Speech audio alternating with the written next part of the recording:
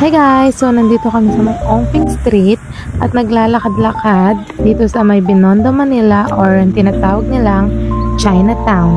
So, ayan.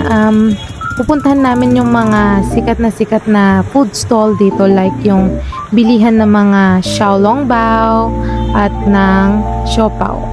Ayan. So, ganito pala yung itsura ng Chinatown, guys. So, first time lang namin dyan dahil galing po kami sa may Divisoria. So, dumaretso na din kami dito para makita ang Chinatown. So, napakaganda din pala. Parang nasa Hong Kong ka din ng vibe. So, ayan siya, guys. Medyo masakit na yung paa ko dyan, guys. Pero, for the go pa rin tayo. Ayan, nandito kami sa may bandang casino ng Chinatown. Ayan. Wait for part 2. Bye!